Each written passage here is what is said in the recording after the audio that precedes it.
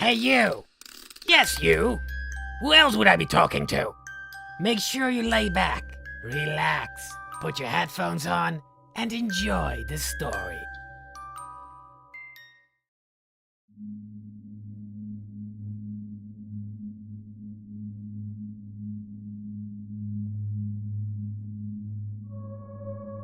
Here is a story that I have never told anyone. Partly because elements of the story are just not appropriate in most social situations, and as a result, I've locked this away in my memory and I rarely think about it. Fair warning, this story does involve some sketchy sexual situations, but it does not describe any actual sexual acts. And as another disclaimer, I am completely aware that this story involves me being very stupid and careless. I'm not going to inject these acknowledgements into the story, but rest assured that in hindsight, I am aware of the foolishness that took place, and I don't need to be chided on that topic. Now, where to begin? The year was approximately 1998 to 1999. I was a young gay man in my early 20s, living in a medium-sized city in the Midwestern US. And this was sort of an in-between, transitional time for gay people, where in most populous areas we had enough respect to live openly, but there were still plenty of people who did not like us. It was well before the invention of smartphones, and the internet was still in the early stages of mass adoption. There were large communities online, but it was not yet at the point where most Americans were online. Online socialization consisted of chat rooms, hosted by various services like AOL, Yahoo, or IRC servers, and message boards were still in use by large numbers of people. For gay men at that time, it was nothing short of revolutionary. Prior to the internet, and to the broader cultural changes, gay men had been stuck looking for fun in secretive and/or shady places due to the inability to freely express ourselves. In the 90s, it was still somewhat risky, but the internet offered a way to talk freely and relatively anonymously without the risk of being outed, or worse. For this reason, it really took off in the gay communities, and gay men were a very large part of the user bases for these social platforms. It was suddenly very easy and relatively safe to find dates, friends, or just sex, and it quickly became the norm for a lot of gay men. On the other hand, being such a new communication tool for most people, we were sometimes blind to the risks. Being an attractive young man in my prime, I made liberal use of the online communities to find dates. That is to say, I had plenty of hookups. My city had a decent number of chat rooms and personal message boards, and I had mostly great experiences. I met the typical assortment of good guys, closet cases, and weirdos that you would expect. I wasn't an absolute hoe by most standards, but suffice to say that a cute gay guy at that time could generally have a lot more dates than your typical straight person.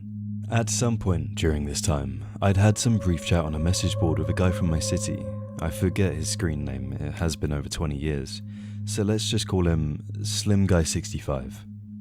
This back and forth had happened on a general thread in the gay section, not in private messages, so it was visible to anyone who chose to read that thread. Nothing had come of it, but about a week later, I received an email from an unrecognized address. The email basically said, "Hey, I'm not gay, and I don't agree with the gay lifestyle. I'm here because my friend met this Slim Guy 65 person from this message board, and the guy really hurt him. I don't want this to happen to anyone else. My friend tried to tell the police, but they wouldn't do anything. I see you were talking to Slim Guy 65, so just be careful and stay away from him." Okay, that's strange. What does this person mean by really hurt him? Was his heart broken? Did he get beaten up or verbally abused or what? I responded to the email asking for clarification on exactly what happened. I never received a response. I was slightly weirded out by it, but on the other hand, it's an anonymous email from someone who doesn't respond and is vague about their warning. This could be anything. It could be some disgruntled ex trying to mess with the guy. It could be a real warning about someone gay bashing. It could be someone trolling who doesn't have anything to do with anyone. I kept it in the back of my mind, but pretty much just shrugged it off. Several weeks later, I had a weekday off work and decided to take to the internet to fish for some D, as was my custom. Lo and behold, I had an email response to a personal ad. It was Slim Guy 65. He was offering to meet at his place to hang out and just have a good time. Wink wink, nudge nudge. I won't go into details, and as I recall, there weren't really many details discussed other than the small talk and intros we'd done previously. Nothing about this guy was really sounding interesting to me, but I had no other offers on this day, so I decided why not. I'll go see what this dude is about. As I typed my reply, I suddenly remembered the strange email I'd received warning about this person. I went back and reread it, still vague, still presenting more questions and no answers. Should I take this anonymous warning at face value and just ignore SG65? I decided to go check him out anyway. His address was on a rather busy street in the middle of a dense residential area, not some shack out in the woods, and I can handle myself. If he's weird, I can just fuck off out of there. Before long, I arrived at the house at the agreed time. It was a duplex-style house, with one apartment on the ground floor and one on the second floor, part of a row of several identical duplexes. It was the middle of the afternoon. There was plenty of traffic on the street and the occasional person out on their porch or their backyard. I pulled up to the driveway to the parking area behind the house, got out and knocked on the door. The guy that answered was a pretty normal, kind of mousy looking man, probably in his 40s, slight, slim build, soft-spoken, looked like any guy working in an office cubicle somewhere. Not really my type, but honestly, my curiosity was piqued, and I had nothing better to do anyway, so I stepped inside to take a look around and gauge the situation, with the warning email fresh in my mind. I stepped into the back door, into the kitchen. It was very clean, and there was nothing out on the counters, and no table and chairs or anything. That's to say, it didn't look like someone was living there. It had been kept up and cleaned, but looked empty. Looking out into the apartment, I could see that it was not set up as a living space. A large window with a sliding glass was between the kitchen and the living room, and I could see what looked like a large table set out in the living room area. SG65 said something like, "This isn't where I live. A friend of mine used to run a doctor's office here. I maintain the building for him. It's private though, we have the place to ourselves." Weird, but okay. He shut the back door and locked it with a keyed deadbolt. The kind that you need a key to open, even from the inside, and put his keys back in his pocket, saying, "So, what do you want to do?" At this point, my danger sense spiked. This is not a normal home, and why is he locking the door like that? It's not necessarily suspect. A lot of people have that sort of lock on their door, and the door has a window, so it even makes sense. Still, something is not right here. I can tell. And now I'm locked in. I asked him why I was locking the door like that, which immediately flustered him. He was looking rather nervous, and his voice was a little wavery and halting. Not quite stuttering, but almost. He said, well, we don't want someone to come in and interrupt us, right?" Flashing a weak, unconvincing smile. His demeanor and body language were all I needed to confirm that this guy was up to no good. Or at least, there was something he was hiding. However, I could tell that I was intimidating him. I was not a particularly muscular kid, but I have a larger frame. Like, even when I'm at my very thinnest, I'll still wear size L tops and 36 waist pants, so I look big, which people tend to interpret as me being stronger than I really am. Also, I'm not a tough guy at all, but I have a resting facial expression that makes me look like a badass thug. People who don't know me often assume that I'm rough or something. I sometimes use this to my advantage while I can, because before long a new acquaintance will eventually figure out that I'm a total wimp, lol. But this was definitely an occasion to play up the tough guy appearance, and I did exactly that. I put on my best steely face and told him to unlock the door, and that I don't want to be locked in here. He looked for a moment like he was going to pee his pants, and then he said, "Okay, alright, I'll unlock this."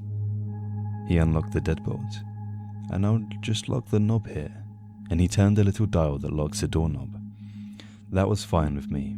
I continued to stare at him until he said, "I'll leave the keys on the counter right here," and he set his keys down near the sink. I was relatively satisfied with that answer. At this point though, my adrenaline was flowing. I was almost in full fight or flight mode, but I was kind of stuck in place. The guy was between me and the door.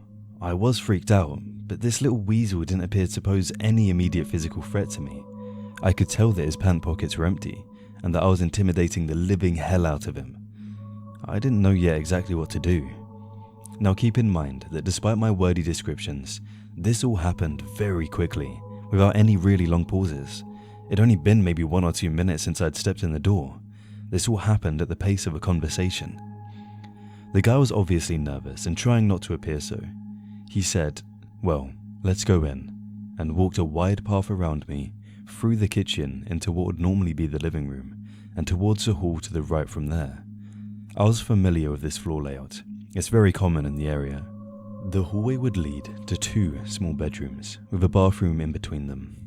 I hesitated, thinking I should just walk out that back door and take off. But really, now I was super curious. I knew there's no way in hell I'm doing anything with this guy, but I kinda wanted to see what was going on in there. I'm also confident that he can't take me if it comes to a fight, so I slowly headed towards the living room. It felt like I was walking in slow motion. From the kitchen entrance, I could see a large rectangular stainless steel table taking up a lot of the living room. I remember thinking, this looks like a surgical table. It looks like it could rise and tilt, and it had a recessed channel running all the way around the edge. In hindsight, I know now what it was.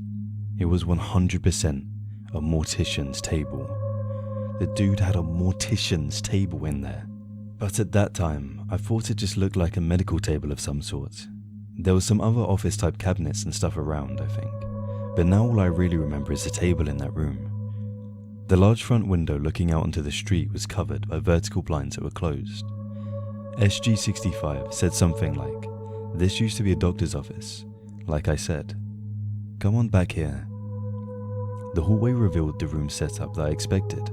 The first bedroom door was closed. The second door was open to a small, very clean bathroom.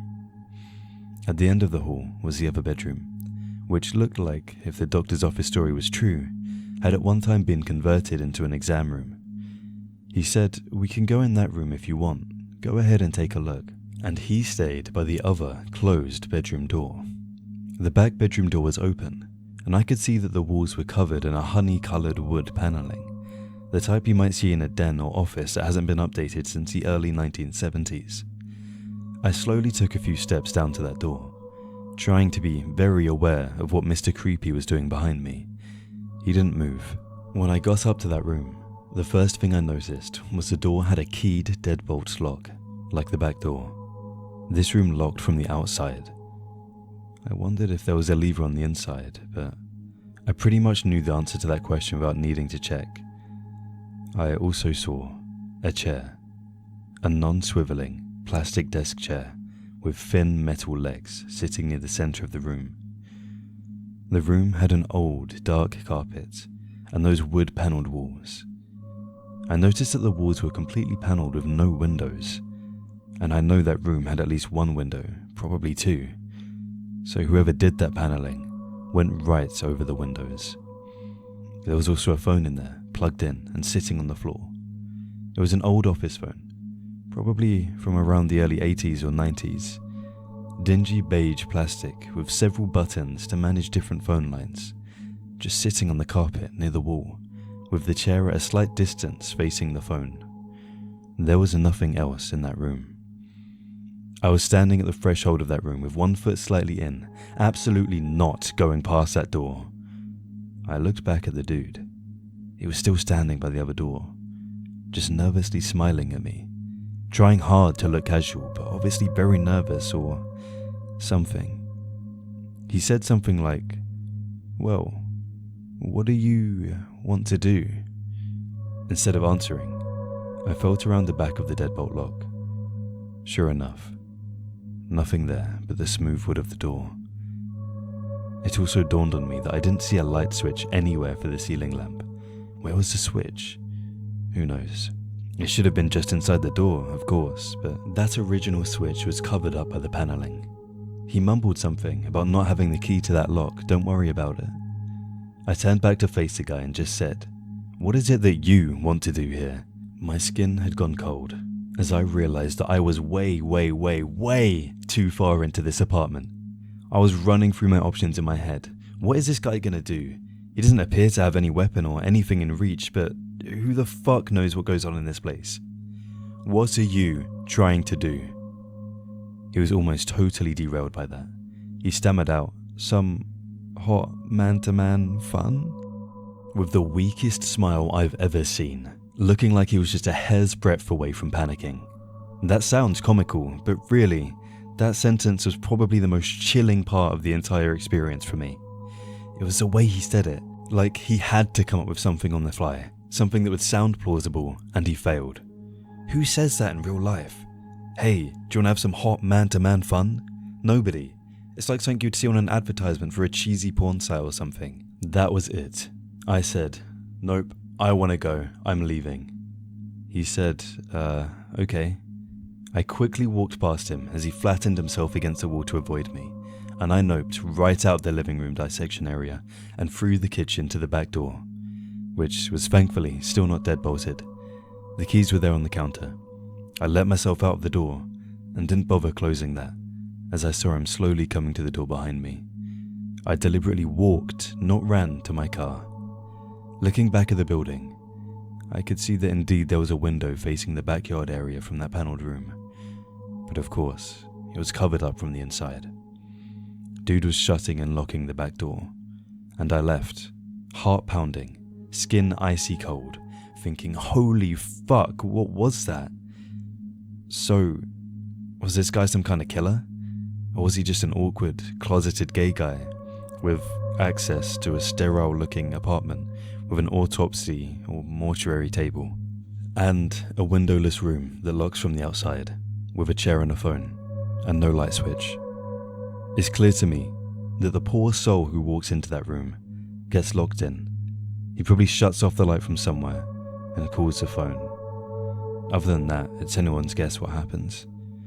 I assume the friend of the judgmental person who emailed me must have been some kid that got locked in there for whatever game ensues. Driving home, at first I thought, of course, I have to call the police and tell them what's in that place. But thinking it through, I realized I didn't really have any crime to tell them about. I went to meet a man for casual sex, and what? He has a room with a chair in it? He has, as I thought at that time, an exam table? The police aren't going to do anything with that story. The guy didn't touch me or do anything to me, and I left. I considered calling an anonymous tip line, but again, what exactly would I report? There was no actionable crime. Also keep in mind, at that time, while the local police in the city were pretty decent, they weren't especially interested in getting involved with helping the gays. They'd prosecute the actual crimes if it was cut and dry, but I'd heard plenty of accounts of them not choosing to follow up on cases where there was not an easy arrest to be made. I decided not to report anything, because nothing would come out of it except drawing unwanted attention to myself. Even in retrospect, I think that was probably the most rational choice to make. If this happened today in 2020, the law enforcement would probably be a lot more interested in it, but back then, not so much. So, live and learn, I guess. I still drove past that house once in a while, in the normal course of life for several years, and I'd pay attention to how it looked. The vertical blinds were closed for maybe 5 or 6 years when I went past. Then eventually, the blinds were down, and there were decorative curtains in the window, so I assumed the place was eventually sold to someone who actually lived in it.